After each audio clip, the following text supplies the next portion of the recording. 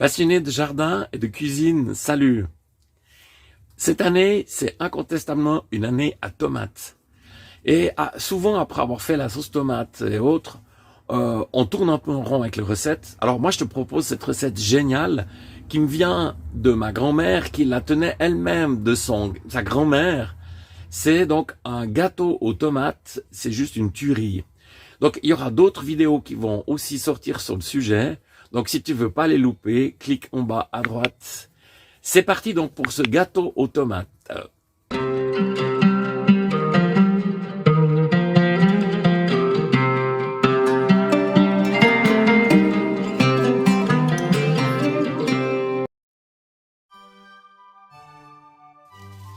Alors, il faut prendre des tomates bien mûres, comme par exemple ici.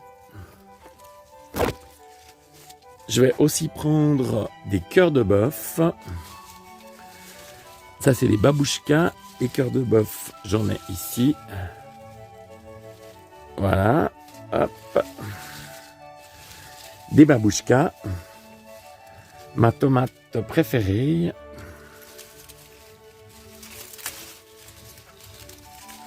Elles sont juste magnifiques. Alors voici la liste des ingrédients qu'il vous faudra pour cette recette.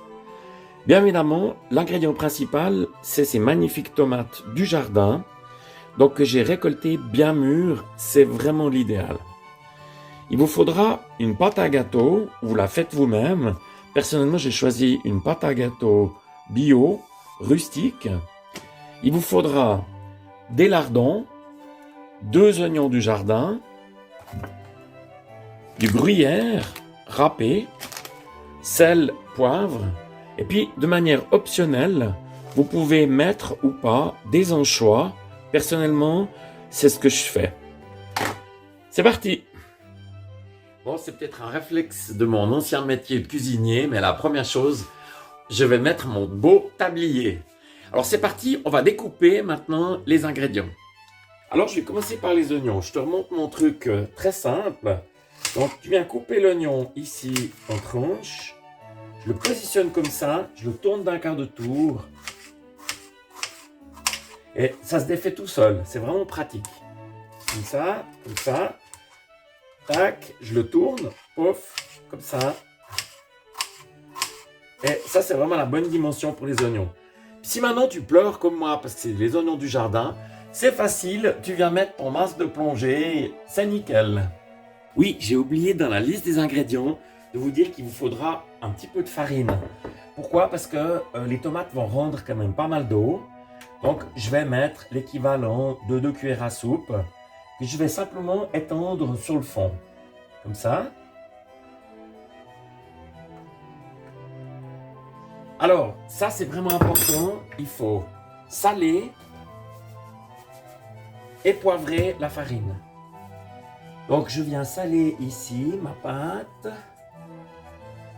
Ça lui donnera vraiment un super goût et c'est vraiment une manière que faisait ma grand-mère que je trouve absolument géniale. Et là, je poivre.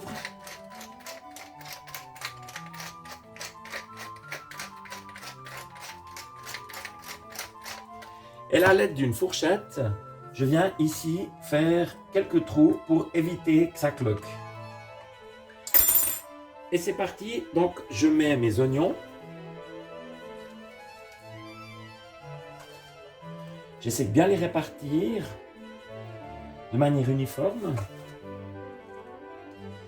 Ensuite, je vais mettre mes lardons. Même chose. Je les répartis de manière uniforme. Et pour finir, je vais rajouter le gruyère et je viens vous revoir. Donc pour que ce soit gourmand, il faut que ce soit généreux. Donc ici on retrouve les oignons, les lardons et le gruyère que j'ai vraiment mis de manière que ce soit vraiment délicieux. Alors maintenant on va passer au découpage. Donc je prends la tomate, elle est jamais complètement uniforme. Donc dans les bouts, je vais vous expliquer tout à l'heure, je vais simplement couper les les choses qui ne sont pas tout à fait... et je les mets ici, dans un petit récipient. On les réutilisera tout à l'heure. Je vous montre. Je fais des tranches ici d'environ 1,5 cm. Pas besoin d'enlever la peau, parce que les tomates sont vraiment bien mûres. Et je commence à les positionner sur mon gâteau. Donc, ça n'a rien à voir avec une pizza. Dans une pizza, les tomates sont un élément complètement accessoire.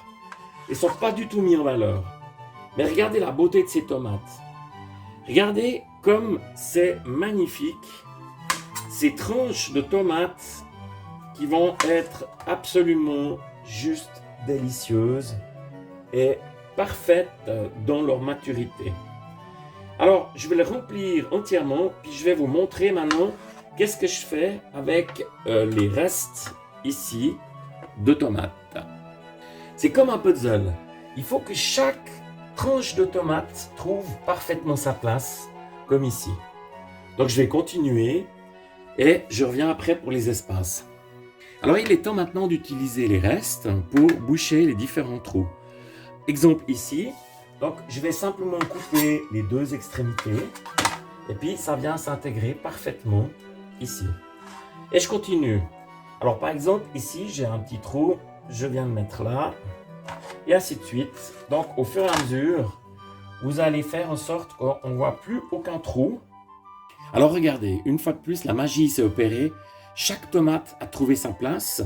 Vous avez ici, au centre, la cœur de bœuf. Vous avez les différentes autres sortes de tomates, comme la babouchka. Et regardez, il n'y a aucun espace, c'est juste magnifique. Donc, il est temps maintenant de mettre les anchois. Alors, donc, pour ça, j'ai ma boîte ici. Je l'ouvre. Et personnellement, mais vous n'êtes pas obligé, je vais utiliser l'huile d'anchois que je viens mettre sur mes tomates. Ensuite, à l'aide d'un petit couteau, je viens décrocher mes anchois les uns après les autres pour les mettre en forme d'étoile. Donc, je reviens vous voir que c'est fini. J'ai préchauffé le four à 200 degrés et regardez comme il est magnifique ce gâteau aux tomates de ma grand-mère. C'est juste absolument top. Donc, ça part au four, 45 minutes, et je viens te montrer le résultat. Alors voilà, après 45 minutes de cuisson, regardez comme le gâteau est magnifique. Ah, il y a un peu de buée. Alors voilà, regardez ce petit chef-d'œuvre que je vais me réjouir de manger. Voilà, si cette recette de gâteau aux tomates t'a plu, fais-le moi savoir en levant le pouce bleu. J'aimerais juste te retrouver. À bientôt!